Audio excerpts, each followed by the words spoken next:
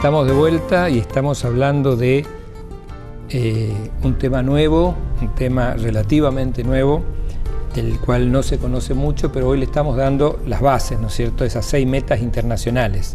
En el primer bloque hablábamos de identificar bien a un paciente, hablamos también de evitar el riesgo de caídas de ese paciente, no por su enfermedad, sino por un accidente dentro de la institución, y también hablamos de la seguridad en los medicamentos, o sea, todo lo que uno está trabajando para evitar que el paciente, insisto, recuerden esta palabra, sufra un efecto adverso, un efecto o un incidente, ¿no es cierto?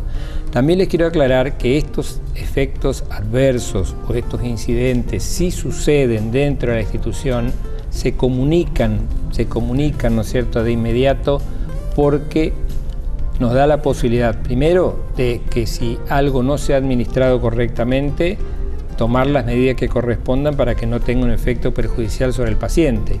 En segundo lugar, porque se hace todo un análisis retrospectivo y sobre todo el grupo de trabajo para ver qué pasó, qué sucedió para que eso pudo haber ocurrido, ¿no es cierto? O sea que es toda también un trabajo de revisión y de autocrítica constante.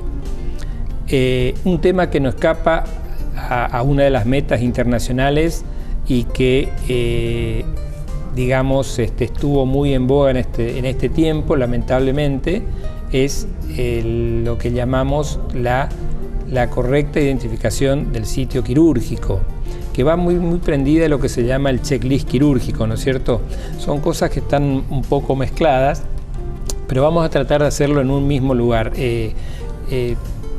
Digamos, han ocurrido cosas como, por ejemplo, que son de público conocimiento, de operar una pierna que no era la correcta, bueno, eso se podía haber evitado seguramente si se hubieran aplicado las metas de seguridad del paciente, la marcación del sitio quirúrgico, y ahí yo voy a ser muy claro, todo lo que implica agregar procedimientos, agregar actos, digamos, que nos permitan trabajar más tranquilo, así como es engorroso hacer una historia clínica, también es engorroso en determinados momentos hacer una marcación de un sitio quirúrgico. Pero fíjense ustedes en el caso, por ejemplo, de un chiquito que se va a operar de una hernia. Cuando una hernia inguinal, que es una cosa que se opera todos los días, una vez que el chiquito se durmió, prácticamente los parámetros se pierden, uno no sabe de qué lado estaba la hernia. Y si el cirujano no se acuerda de qué lado estaba la hernia y el chiquito está dormido, y si lo operamos del lado contrario, entonces, bueno, para eso está lo que se llama el checklist quirúrgico, ¿no es cierto?, que vos nos vas a explicar seguramente. Exacto. Es otro rol importante que también entra en juego, la enfermería. En este caso le compete a quienes trabajan dentro del área quirúrgica. Entonces el enfermero o la enfermera circulante, al recibir el paciente, ¿qué tiene que hacer nuevamente como vienen en los servicios anteriores? Identificar al paciente si está recibiendo a ese paciente correctamente. A su vez, si cuenta con la historia clínica, donde esté los consentimientos informados, firmados, ya sea por el paciente o el familiar responsable en aquel paciente que esté imposibilitado de que pueda dar su ok para las cirugías, que se haya realizado los estudios complementarios previos, que haya pasado previamente la consulta con el anestesista. Todo esto lo tiene que hacer mientras el paciente está despierto. Y escuchando. Y esté escuchando, esté lúcido, lo pueda responder. Esto lo hacemos en la sala previa de lo que es el quirófano propiamente dicha. Sería la sala de estar o de recuperación a posterior antes de que entrara al quirófano. Una vez que se inserta en lo que es el quirófano propiamente dicho, lo que tiene que hacer el circulante es presentar a todo el equipo, o sea, chequear que esté no solo armado el quirófano en sí, sino el equipo, que esté presente el cirujano, que se identifique, quién lo acompaña, sería el ayudante, el anestesista, quién lo es. El paciente aún todavía no se duerme, está despierto escuchando quiénes están presentes, quiénes participarán durante su acto quirúrgico. quién es el instrumentador o instrumentadora, quién es el circulante que está siempre visando continuamente lo que ocurre durante el acto quirúrgico cada paciente. Sería la persona primordial desde la enfermería como para que pueda dar un ok cuando estén listos para comenzar la cirugía, ¿sí? Hasta dormirlo al paciente. Perfecto. En esto te voy a interrumpir solamente para que vean lo importante que es y el rol que se le asigna. Cuando uno habla de una cirugía de cualquier tipo, el jefe de quirófano es el responsable, el cirujano encargado es el responsable de todo lo que pasa dentro del quirófano. Nosotros hemos puesto al circulante, que es un enfermero, ¿no es cierto?, que se llama circulante porque es el que circula por toda la sala, lo hemos puesto al mismo nivel para que controle al cirujano. O sea, tiene los mismos derechos, las mismas obligaciones y tiene, podemos decir, hasta el mismo rango en ese momento. O sea que un circulante que vea que no se están cumpliendo las normas de bioseguridad, que no se está cumpliendo con el checklist quirúrgico, tiene toda la, digamos, la potestad de detener el acto quirúrgico, si no se están cumpliendo con los pasos para una cirugía segura. Exacto. ¿No es cierto? Correcto. Bien. Sí. Llegamos hasta que se está por dormir al paciente. Sí. Importante que sepan de qué se va a operar el paciente, que todos conozcan qué tipo de cirugía. El paciente a su vez tiene que darse cuenta y saber que todos tienen conocimiento de qué lo van a operar. Bien. ¿Sí? Entonces por eso hablábamos también dónde se va a hacer la marcación del sitio quirúrgico. Sí. Cuando hablamos de marcación del sitio quirúrgico, yo te decía, hay determinados... ¿por qué marcar el sitio quirúrgico? Uno dice, no, pero si es el paciente, yo lo conozco, el médico voy a hacer una autocrítica, yo no soy cirujano, pero hasta el propio cirujano dice, pero ¿por qué lo voy a marcar si yo lo conozco a mi paciente, yo sé quién es, sé de qué lado le voy a operar, ¿no es cierto? Sin embargo, le puedo operar del otro lado. Entonces, ¿en qué consiste la marcación del sitio quirúrgico concretamente? En ir con un marcador, con una fibra. Correcto. Y hacerle una flecha en el lugar donde se tiene que operar, ¿no es cierto? Exactamente. ¿No? Si se va a operar, por ejemplo, de la rodilla izquierda, tendrá que hacerse con la fibra una flecha que apunte hacia la rodilla izquierda.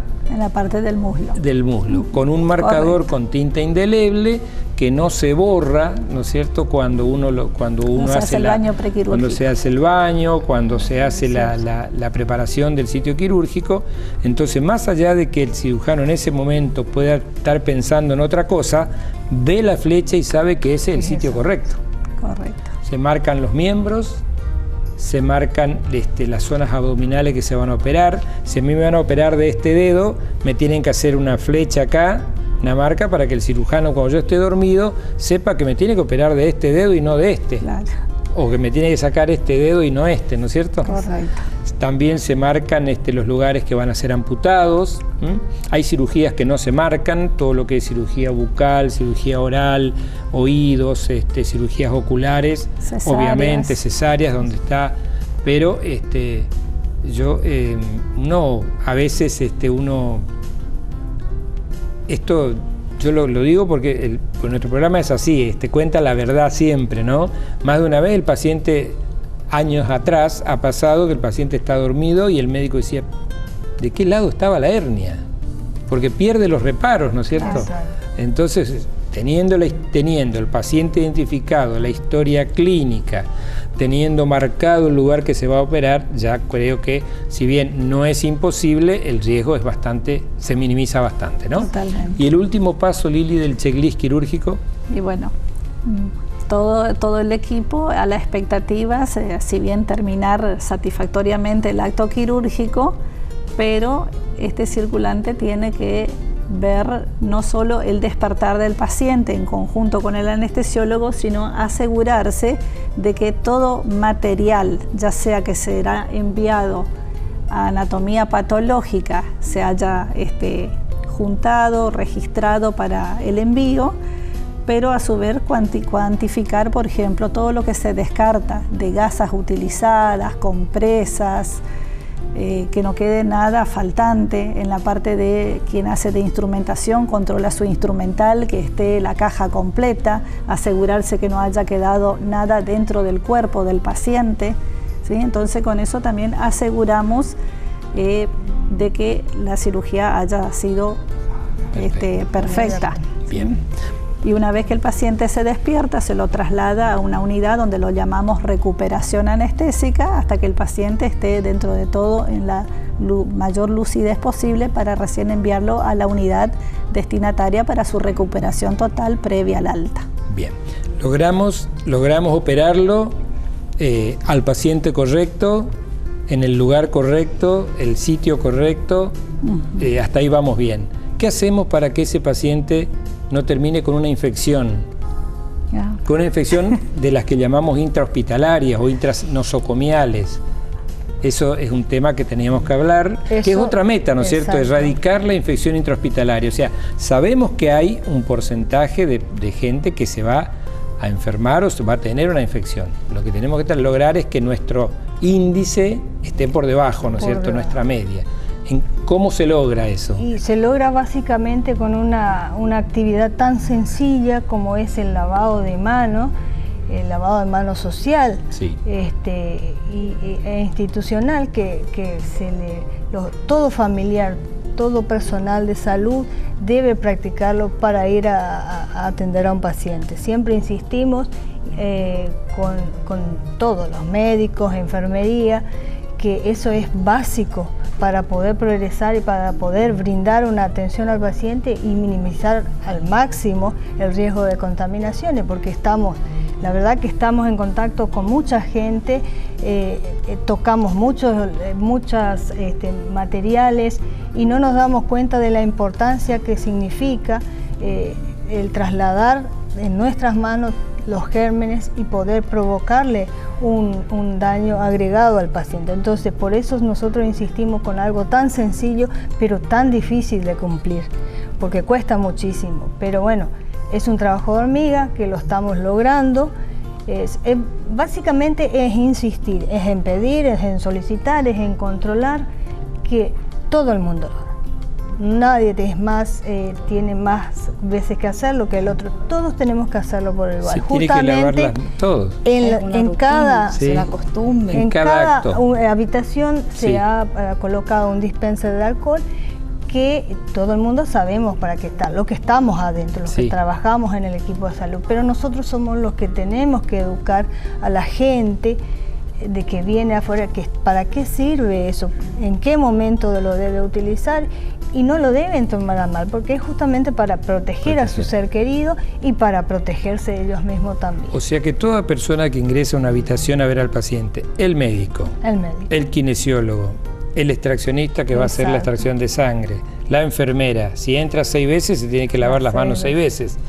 Las visitas, los familiares, cada vez que van a tocar a su familiar, ¿no es cierto? Van al baño, la acompañan, lavarse las manos y volver. O sea, toda persona que entra y sale de la habitación necesariamente tiene su alcohol en gel, su dispenser. Tiene para utilizar. Usted se imagina la cantidad de gente que circula a diario en las instituciones, es incontable. Sí. Entonces, cabe de nosotros mismos, personal de salud, dar el ejemplo y enseñar y educar a la gente.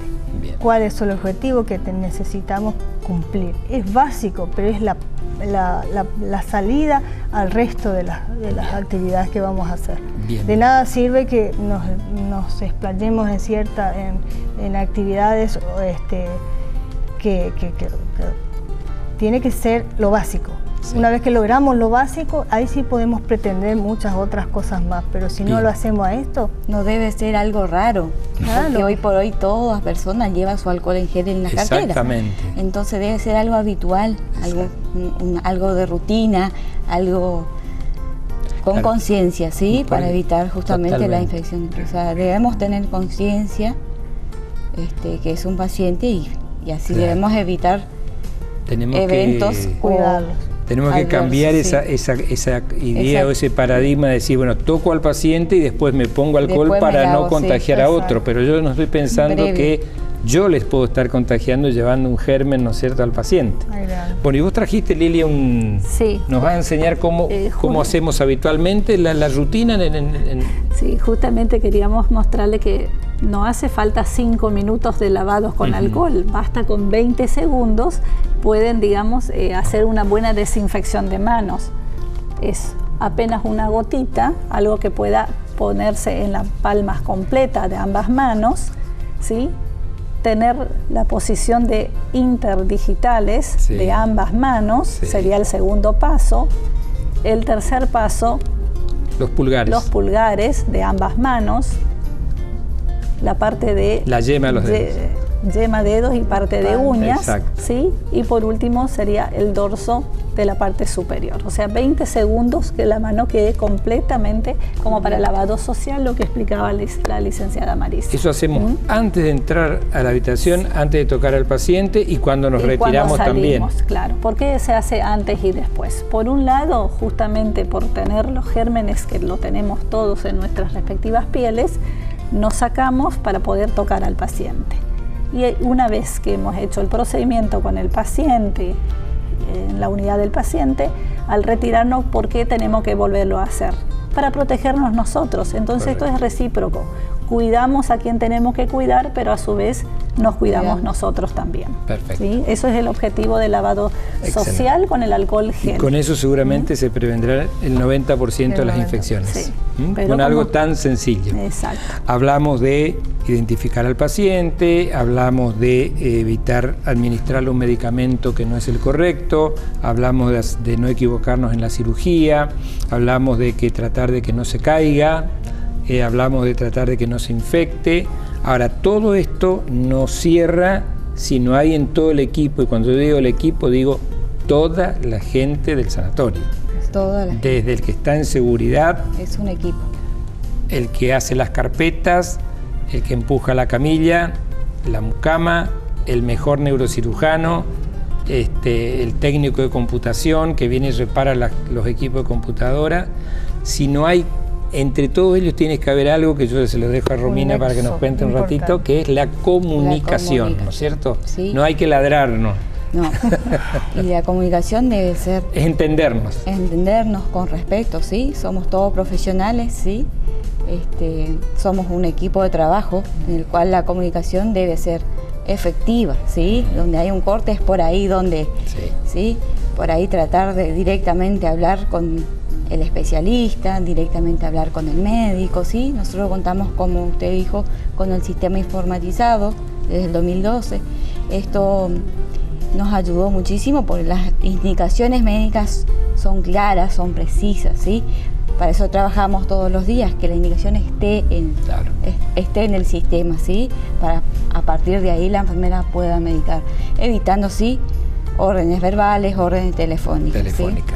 Que es cómodo, pero... Es cómodo, pero... Por ahí no es lo mejor, ¿no es cierto? Exactamente. Bien.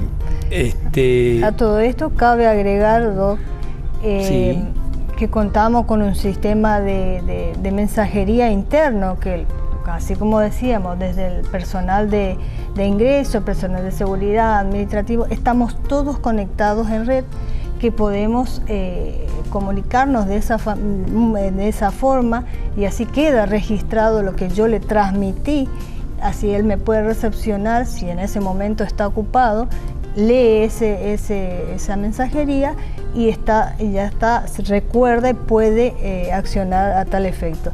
Entonces, a través de esa mensajería, que es por chat, que es un sistema abierto, logramos comunicarnos con los distintos sectores y en forma rápida. Si yo necesito hacer una solicitud de una interconsulta o necesito transmitirle a usted, doctor, alguna cuestión, automáticamente estamos comunicados. No nos perdemos ese momento tan importante de saber qué es lo que está pasando, ya sea con el paciente, con el familiar, con el equipo de salud. Siempre que hay alguna situación, problema, algún efecto adverso, todo eso se informa. Tenemos y sabemos todos cómo se debe informar, los medios que hay que informar, y justamente ¿para qué? Para el comité de riesgo de caídas, un comité de seguridad del paciente en sí, pueda tratar todos estos temas y ver la forma de ir solucionando a medida que se van presentando algunos inconvenientes. Perfecto, concreto. Bien, bueno, vamos, nos quedan nada, nos quedan 2-3 minutos. Bueno, vamos. Hay preguntas que seguramente están relacionadas con el tema, otras que no, pero siempre las contestamos a todas. Bueno, por ejemplo, una consulta si una persona mayor de edad no siente los olores. Bueno, eso se llama, tiene su nombre, eso se llama anosmia. La anosmia quiere decir que la persona no tiene olfato o no puede diferenciar los olores. Y después también hay otra que es donde diferencia algunos tipos de olores. En ese caso yo diría que bueno, la consulta es inevitable, clínica médica, neurología, y orientarlo para ese lado. Doctor, hola doctor, me llamo Rubén, siempre lo miramos, estamos atentos a todos sus consejos. Bueno Rubén, muchas gracias. Bueno, también quiero consultar sobre mi bebé, tiene 1 año y 2 meses de edad. Cuando tenía 5 meses se descubrió que tiene la lengua pegada. Ajá. Es lo que se llama el frenillo, ¿no es cierto? Fui a un médico cirujano, me hizo hacer un electrocardiograma, análisis de orina, de sangre, y dijo que cuando llegue el turno para operar a mi bebé, me iba a llamar. Mi bebé cumplió 8 meses, fui de vuelta a ver si lo iban a operar. El doctor me vuelve a decir que todavía no tenían lugar, que me van a llamar. Bueno, mi bebé ya tiene 1 año y 2 meses y todavía no lo operan. Mi pregunta es, si todavía se lo va a operar a esta edad y qué debo hacer. Desde ya agradezco, soy Cintia. Bueno, Cintia, más allá de que le haya pasado todo esto, hay momentos, ¿no es cierto?, lo que tiene un frenillo, no es grave. El frenillo se opera o cuando el bebé tiene dificultad para alimentarse, entonces no puede sacar la lengua, o cuando empieza el proceso de hablar, de fonación, entonces tiene trastornos en la fonación y tiene lo que se llama como un ceseo.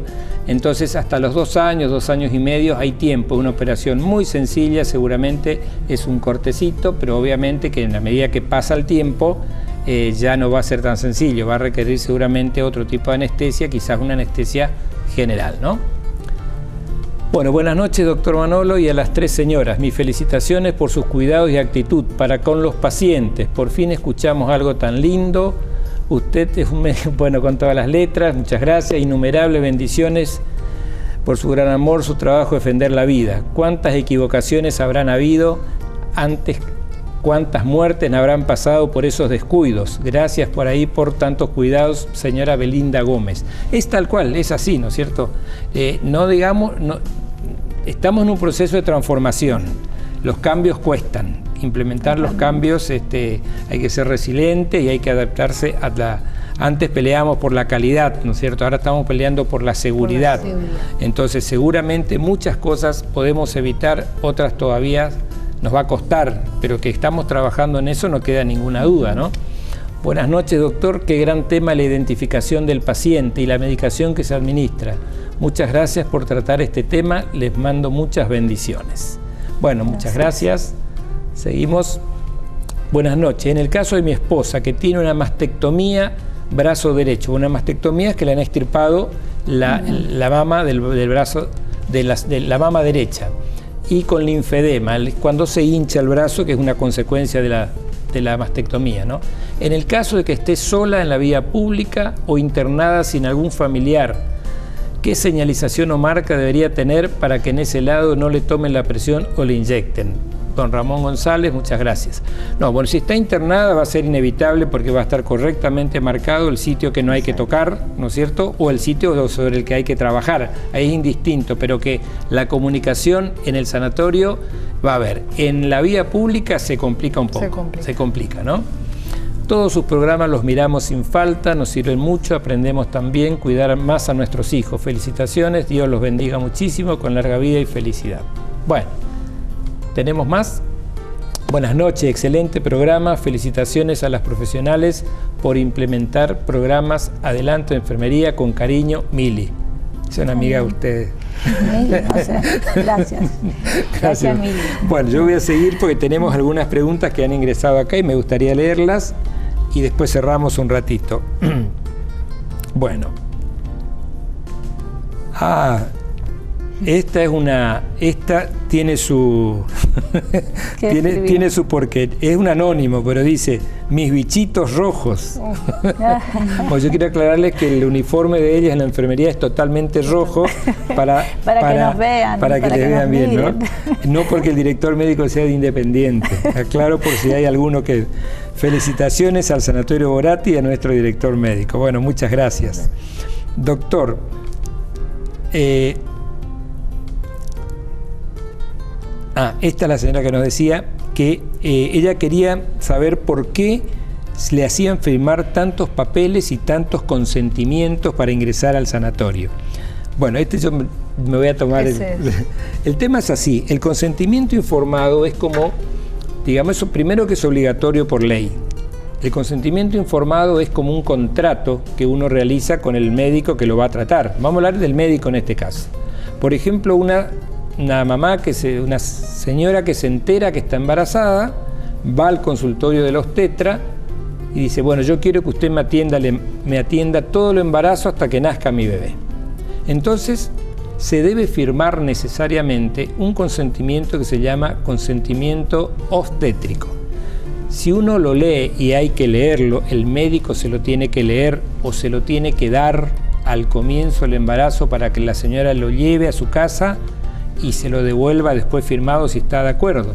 Ahí están perfectamente establecida la relación que tiene que haber entre el médico y el paciente. Correcto. Las obligaciones del médico, las obligaciones del paciente y los deberes. Entonces, ahí la paciente se compromete a hacer todo lo que el médico le indique para resguardo de su embarazo. La señora se compromete a cumplir con todas las indicaciones del médico para llevar a buen fin su embarazo. Entonces es como un contrato, yo siempre digo, de locación, que se termina el día que se produce el nacimiento. Después hay un montón de consentimientos para cirugía, consentimiento para la extracción de la vesícula, consentimiento para operarse una hernia. En todo tiene que haber un acuerdo, ¿no es cierto?